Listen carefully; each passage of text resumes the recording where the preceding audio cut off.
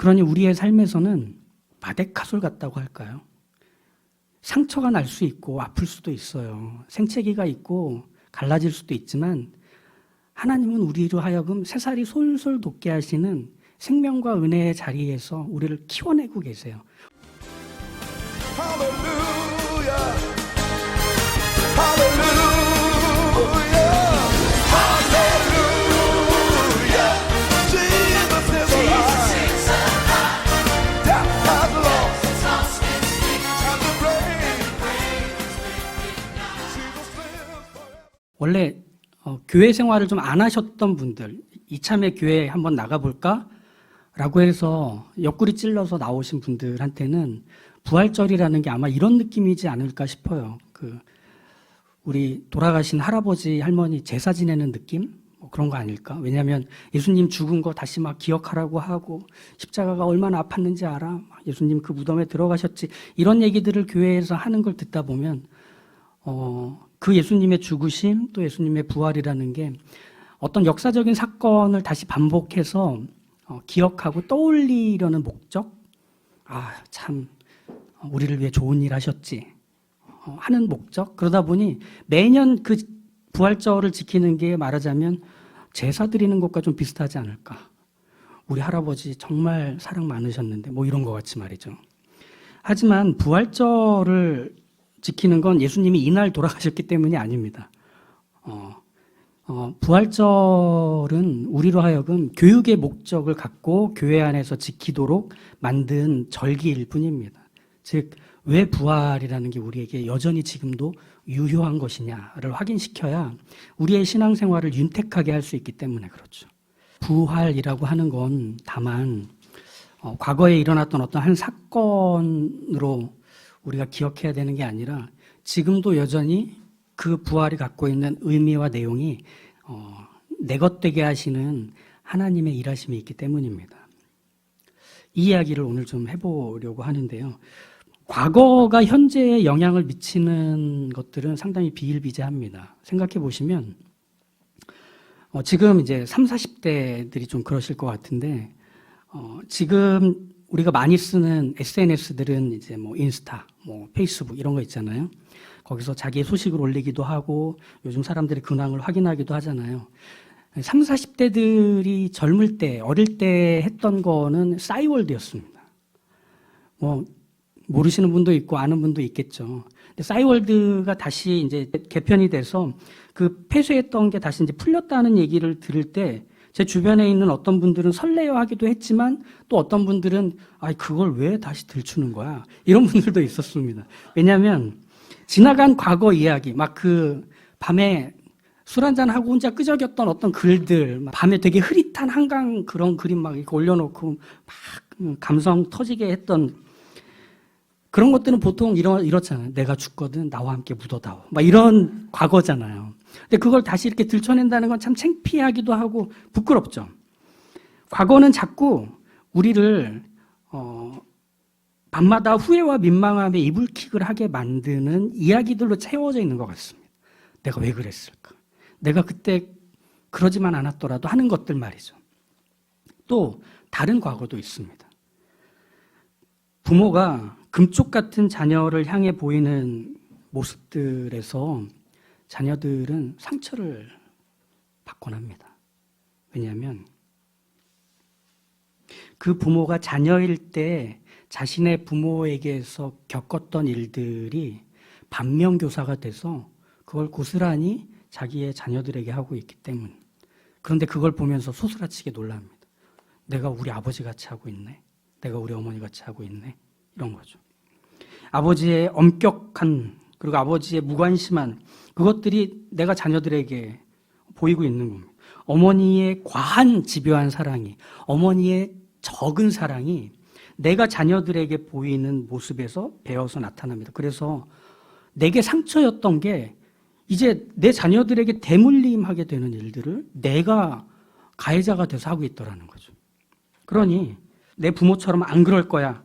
난 커서 절대 그러지 말아야지 하면서 극복하고 해소했다고 생각했는데 여전히 나는 과거에 발목 잡혀서 내 현재를 내 과거에서 배운 대로 하고 있더라는 거죠. 그럼 우리 아이의 미래가 어떨지는 너무 뻔한 거예요. 얘도 또 반복하겠구나. 낙심, 좌절, 허망함. 내 과거가 내 자녀를 키우면서 현재가 될 때 내 금쪽 같은 자녀들에게는 내 현재가 그들에게는 미래가 될 거기 때문에 견딜 수 없는 거죠. 이처럼 우리한테 있어서 과거는 이런 이미지가 너무 큽니다. 현재를 지배하는 그 무엇, 미래를 암울하게 만드는 지워버리고 싶은 어떤 것들 말이죠. 그래서 내가 그때 왜 그랬지? 라며 자책하게 만들고 후회하며 억울하게 생각하게 합니다. 심지어 그 과거의 무엇이 망령이 되어 나의 현재를 지배해버립니다. 그래서 어떤 정서적으로, 심정적으로 알러지 반응, 그러니까 어떤 후유증 같이 어떤 상황에 처하면 사람이 원래 보이던 모습과는 다른 모습을 보이는 일들도 과거가 우리를 여전히 지배하고 있는 양상인 것 같은 거죠. 그러다 보니 우리는 그 심리학이나 상담의 영향을 받아서 과거라는 것은 극복해야 하는 지나간 시간, 과거라는 것은 지금에 절대 영향을 미치게 둬서는 안 되는 지나간 시간, 이렇게 생각을 하게 되었습니다. 내 앞길에 발목을 잡는 그 지나간 시간들로 말이죠. 그러다 보니 극복해야 하고 청산해야 될 무엇으로만 과거를 우리는 여기게 되어버려서 우린 자꾸 앞으로 가게 되는 게 마치 사람이 가장 건강한 모습인 것처럼 여기게 돼버린 것 같습니다. 그러니까 과거를 현재로 끌고 온다는 것은 과거의 실수, 과거의 상처, 과거의 문제들과 한계들이 현재에 반복될지 모른다는 그 불안이 만들어내는 거죠. 그런데 과거가 과거여야만 힘을 갖게 되는 것도 있습니다. 과거가 현재에 영향을 미치지 않으면 과거의 사실이 의심을 받게 되는 게 있는데 그게 뭐냐면 부활입니다. 성경에서 예수님이 죽은 야이로라는 사람의 딸을 다시 살리세요. 예수님하고 친했던 나사로를 무덤에 안치시켰는데 나흘 만에 그를 다시 살리셔서 꺼내세요, 무덤에서. 성경에 나오는 사건들이죠. 그런데 이 사건들을 이렇게 생각해 보면 어떨까요? 지금 우리 곁에 야이로의 딸이 살아있지 않죠. 나사로가 함께 신앙생활하고 있지 않죠. 어디 계신지 아세요? 모르잖아요. 그러다 보니 그들은 죽었다가 다시 살았는데 또 죽었어요. 그리고 지금 우리 곁에 없어요. 그러면 그가 죽었다 다시 살아났다는 그 부활이 우리한테는 믿어지지 않는 일이 될 뿐이에요. 지금 없으니까. 그런 점에서 생각할 때 부활이란 과거와는 절대 뗄 수 없는 사건입니다. 정말 살아났던 사건이어야만, 그리고 그 과거가 정말 과거여야만 이게 온전히 의미를 갖게 되는 게 말하자면 기독교에서 얘기하는 부활입니다. 왜 이런 얘기를 하느냐면 죽은 것도 분명해야 되고 살아난 것도 분명해야 부활이 된다는 면에서 볼 때 우리가 갖고 있는 이 부활이라는 것은 우리로 하여금 과거에 분명하게 일어났던 어떤 한 사건이 과거에 멈추지 않고 그 과거가 지금 나에게 현재가 되고 지금 내가 달려가고 있는 미래와 연결이 되어 있어야만 그 안에서 비로소 우리가 될 수 있기 때문에 부활은 기독교에서 가장 중요한 의미를 지니게 되는 거죠. 이제 이 얘기를 좀 해보려고 합니다. 앞에서 싸이월드 얘기하고 상처 얘기할 때는 다 끄덕이시다가 부활 얘기하니까 주보를 보시더라고요. 주보에 뭐가 있길래? 왜냐하면 우리한테는 부활이라는 게 너무 피상적이어서 그렇습니다. 교회에서 신앙생활을 오래 했으면서도 부활의 신앙에 대한 이야기들을 우리가 서로 나누지 못했던 이유는 뭐냐면 부활이 지금 현재 여전히 우리에게 영향을 미치는 게 무엇인지를 배워본 적이 없어서 그렇습니다. 그리고 또 하나는 경험은 해봤지만 그 경험이 정리되지 않아서 그런 것 같습니다. 이제 그 얘기를 오늘 다는 못해요. 오늘 너무 중요한 임직식이 있어서 요만큼만 해드릴게요. 궁금하시면 다음 주에 또 오시면 되죠 뭐. 자, 오늘 우리가 읽었던 요한복음 9장에서 보면 우리가 잘 아는 실로암 연못에서 태어날 때부터 시각장애인이었던 사람이 시력이 회복되는 사건이 일어나게 돼요. 주변 보시면 유명한 안과들 이름이 다 실로암 병원인 거 아시죠? 다 관련이 있어요. 이게 역사가 오래됐어요. 그러니까 거기서 이제 다 눈이 떠진다는 얘기겠죠. 예수님께서 태어날 때부터 시각장애인이었던 그 사람의 눈에 진흙을 바르고 실로암 못에 가서 씻으라 하니까 그 사람이 도움을 받아서 가서 거기서 씻고 나니까 정말 시력이 돌아온 거예요. 대단한 기적이죠. 이게 왜 대단하냐면 태어날 때부터 앞을 보지 못했던 시력이 없는 사람이 눈에 있는 모든 시신경들이 돋아나서 보게 됐다는 사실, 그리고 그것이 시간을 두고가 아닌 즉시 이루어졌다는 사실. 이게 신기한 겁니다. 말도 안 되는 일인 겁니다. 시력은 나빠지면 좋아지기 힘듭니다. 거의 불가능하다고 생각하시면 됩니다. 의학계에서 안과의 영역은 가장 미지의 영역이라서 아직도 모르는 것들이 너무 많습니다. 다들 놀랬죠. 저 사람이 누군지 아니까. 그래서 우린 앞에 게 늘 잘 알려져 있어요. 실로암에서 일어난 기적. 근데 사실은 뒷부분이 더 중요합니다. 왠지 아세요? 이게 부활과 관련해서 우리에게 주는 이해가 있기 때문인데 이런 겁니다. 바리새인들이 안식일에 병 고친 거에 대해서 예수의 잘못을 지적하려고 그의 부모들을 불러서 신문하고 또 그를 불러서 취조합니다. 그 장면에서 이렇게 그 바리새인들을 향해 이 눈이 회복이 된 사람이 얘기합니다. 그들이 이르되, 바리새인들이 이르되 그 사람이 내게 무엇을 하였느냐, 어떻게 내 눈을 뜨게 하였느냐 대답하되 내가 이미 일렀어도 듣지 아니하고 어찌하여 다시 듣고자 하나이까, 당신들도 그의 제자가 되려 하나이까. 이 바리새인들이 욕하면서 너는 그의 제자이나 우리는 모세의 제자라. 하나님이 모세에게는 말씀하신 줄을 우리가 알거니와 이 사람은 어디서 왔는지 알지 못하노라.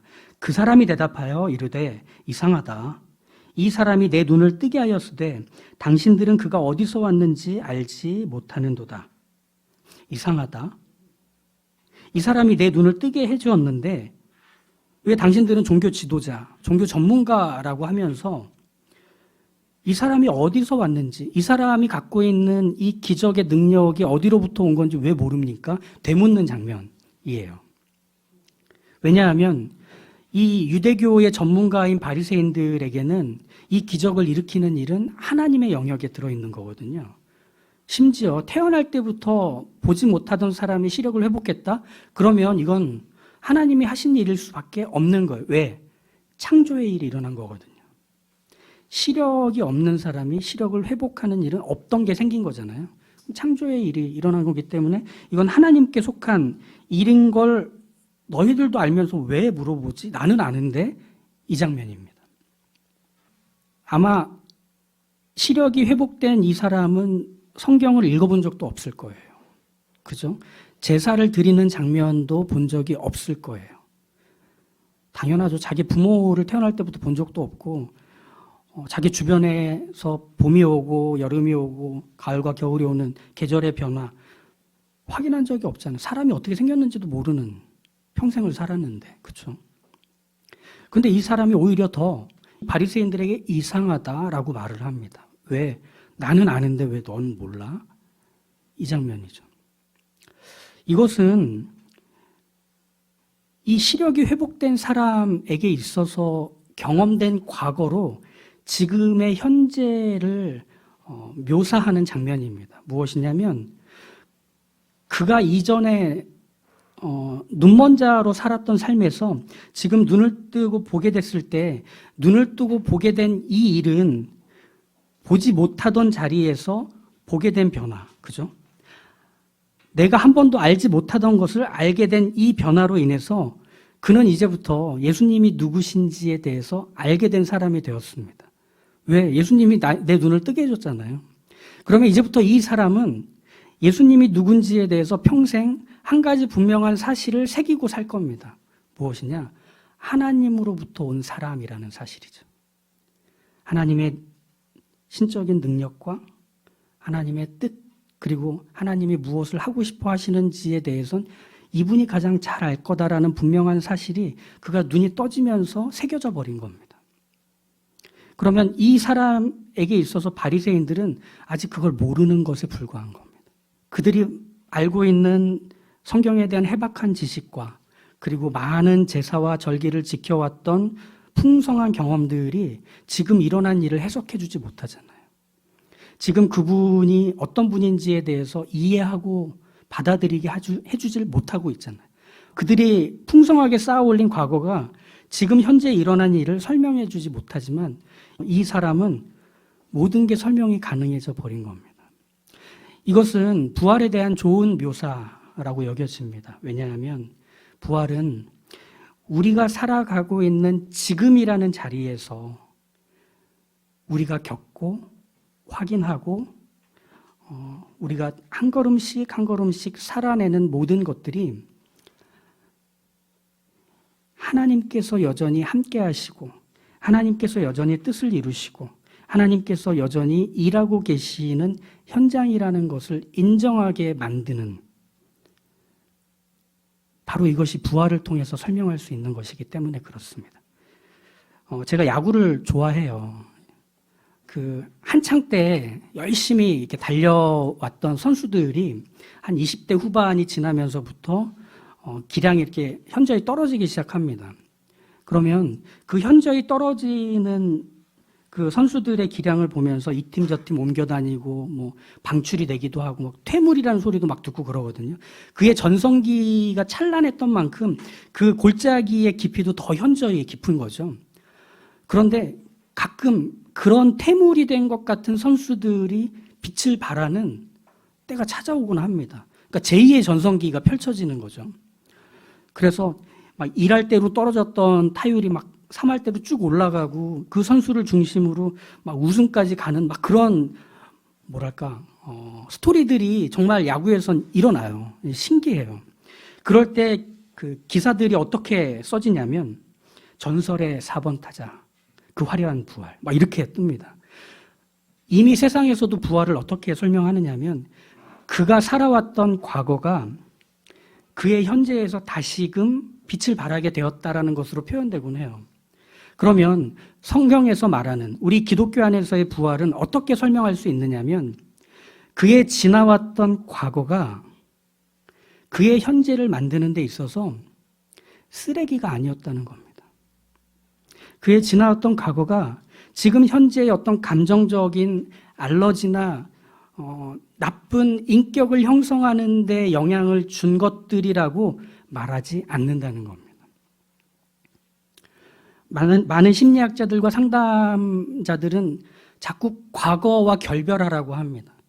과거의 그런 많은 문제들을 떠밀어 버리고 지금 현재에 충실해서 이 미래를 향해 달려가라고 얘기합니다. 그런데 우리 기독교 안에서는 과거는 버려야 될 시간이 아닙니다. 과거는 하나님이 함께 해주셔서 지금의 나를 만들어내셨던 시간들일 뿐입니다.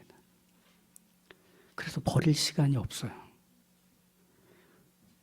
후회, 부끄러움, 상처.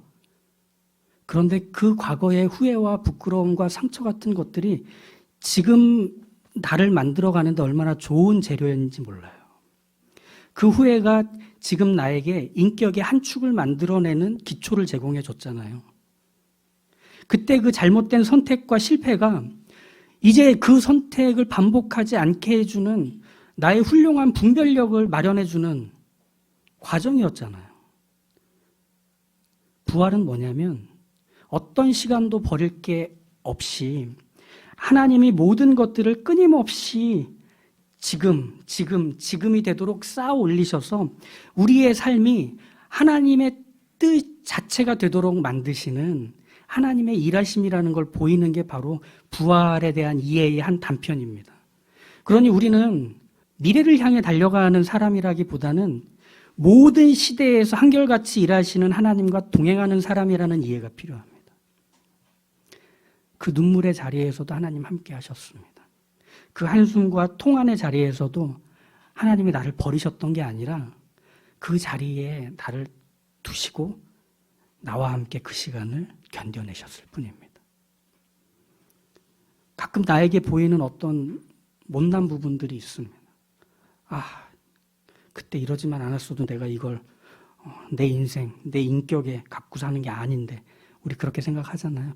괜찮아요. 오히려 그 약함이 나에게 가시가 돼서 나로 하여금 조심스럽고 배려심 깊으며 다른 사람들을 이해하는데 넓은 마음을 갖게 해주는 따끔함이 됐잖아요. 괜찮은 거 아닌가요? 막말하려고 할 때 그게 폭 하고 찌르면 내가 할 말이 아니구나. 지금은 참자. 이렇게 만들어 내게 하신 것은 하나님이 하신 일입니다. 죽음이 죽음으로 끝나지 않는 게 부활이었다면 우리의 과거가 과거로 끝나지 않게 만드신 것도 하나님의 부활에 어울리는 우리의 삶의 모습이라고 할 수 있지 않겠느냐는 겁니다.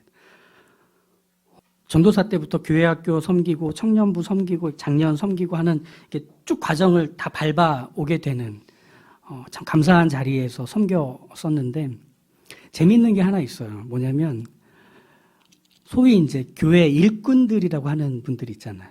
오늘 우리 집사 임명도 하는데 하나님의 충성된 일꾼들이라고 하는 분들이 보통은 어떻게 본인들이 그 역할을 맡아 교회의 기둥같이 서시냐면 모교회에서 떠난 분들. 그러니까 어릴 때부터 자라왔던 교회에서 기둥이 되지 않고요. 딴 데 가서 기둥이 돼요. 딴 집 기둥이 돼요. 왠지 아세요? 거기서는 그냥 살았어요.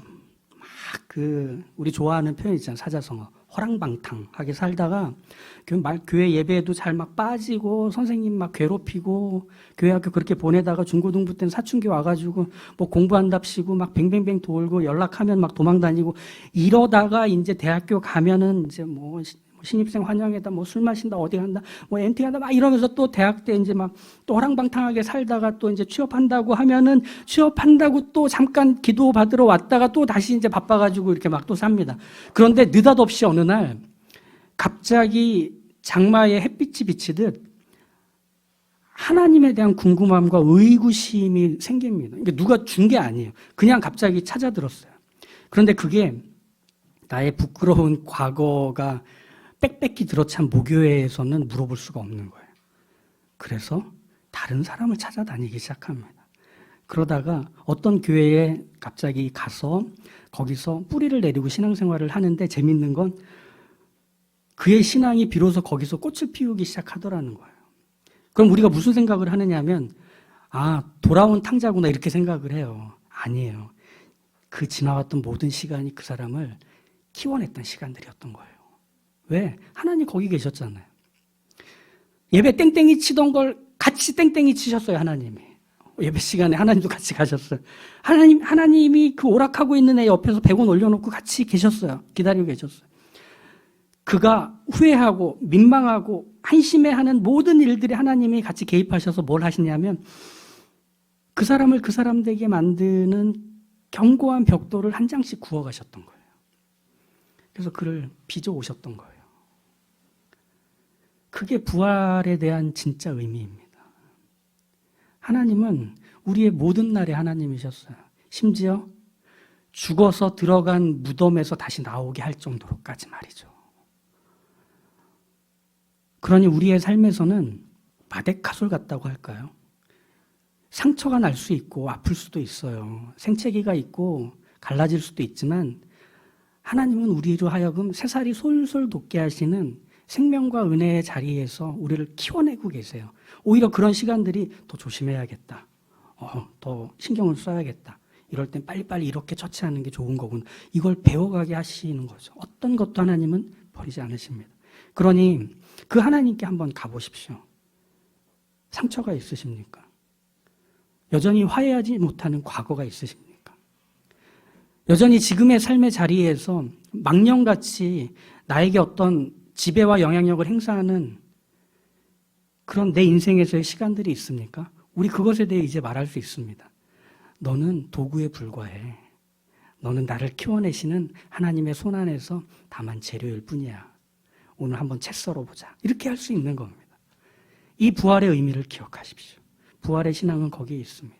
끊임없이 나아져 가도록, 끊임없이 자라가도록 하시는 하나님의 손안에 우리가 묶여 있음을 기억하십시오. 이게 오늘의 우리와 내일의 우리를 소망하게 하시는 하나님의 부활 생명의 선언이십니다. 아멘.